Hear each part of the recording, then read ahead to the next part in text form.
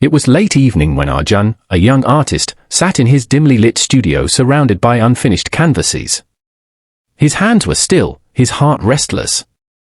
He had once painted with passion, but now every brushstroke felt forced, every idea dull. "Maybe I've lost it," he whispered. The world around him was noisy, opinions, expectations, comparisons, all of them drowning the quiet voice inside his soul. That night, he wandered outside, under a sky filled with indifferent stars. His mentor's words echoed in his memory: "When your mind is full, there's no room for inspiration. Empty it." Arjun didn't understand it then. How could he empty his mind when thoughts were all he had? Yet, now, those words felt like a riddle waiting to be solved. The next morning, he went to visit his old teacher, a retired monk who once guided him through meditation and art. The old man smiled at Arjun's weary face. "You look heavy," he said. Arjun sighed. "My mind won't stop. Every thought feels like a weight." The monk nodded and poured tea into a cup until it overflowed. Arjun jumped back, startled. "It's spilling," he cried. "Exactly," said the monk. "You are like this cup, so full of opinions, fears, and doubts that nothing new can enter. Empty your cup, and life will fill it again." Those words struck Arjun deeper than any lecture ever could. He realized that all this time, he had been chasing perfection, carrying the noise of the world, likes, comments, competition, all clouding the clarity within him. He went back home and made a decision. For 1 week, he'd do nothing but observe. No painting, no social media, no distractions. Just silence. The first few days were torture. His mind screamed for noise, for validation, for action. But slowly, something began to change. In silence, he started noticing the rhythm of small things, the sound of the wind brushing the window, the way light moved across his wall, the pulse of his own heartbeat. The chaos inside him began to quiet down. One morning, he woke before dawn. The city was still asleep. He sat before a blank canvas, took a deep breath, and for the first time in months, his hands moved effortlessly. He didn't plan the strokes, he simply flowed with them. Hours passed, and when he finally stopped, the sun had risen, and on the canvas was something raw, honest, and alive. His best work yet. Tears filled his eyes. It wasn't just a painting, it was freedom. He understood now what his mentor meant. When your mind is cluttered with fear, comparison, and control, you can't hear your inner wisdom. True creativity, true peace, only comes when you let go. Weeks later, people praised his new art as divine, authentic, and transformative. Arjun smiled but didn't let the praise fill him. He had learned his lesson, to stay empty so inspiration could keep flowing.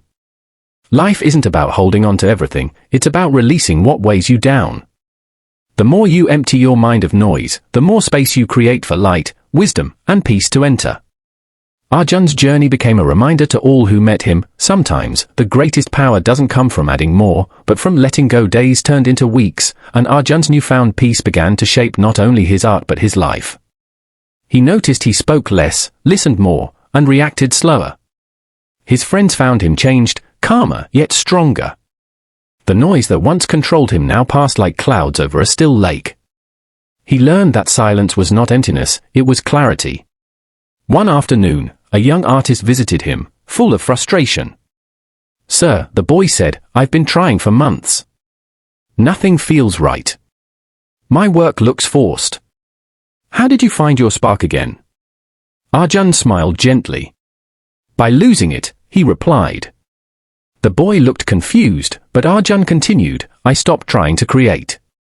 I learned to listen, not to the world, but to myself." He led the boy outside to a nearby river.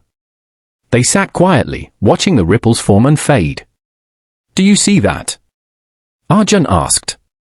"The river doesn't force its flow. It moves naturally, following its path. That's how creativity works. When you stop forcing it, it finds you again." The boy sat silently, and for the first time, he understood that inspiration wasn't something to chase, it was something to allow. That evening, Arjun wrote in his journal, "A full mind fights the present. An empty mind embraces it." He realized how much of life is lost while worrying about what's next or regretting what's past. To be truly alive, one must live between those, in the space called now. Slowly, this mindset began to heal parts of him he didn't even know were broken. His anxiety lessened, his confidence grew, and his relationships deepened. He started teaching mindfulness to young creators, helping them find calm in chaos. For every lesson, he began with the same exercise: sit, breathe, listen. No brush, no words, just presence. One night, during a community event, a reporter asked him, "What's your secret? You went from burnout to brilliance. What changed?" Arjun smiled and replied, "I stopped believing that doing more makes you better. Sometimes, it's the pause between the notes that creates the music." The crowd went silent, the kind of silence that awakens thought. Over time, Arjun's art became more than paintings. Each stroke told a story of stillness, surrender, and strength. Collectors wanted to buy them, but he often refused to sell. Art, he said, is not for owning.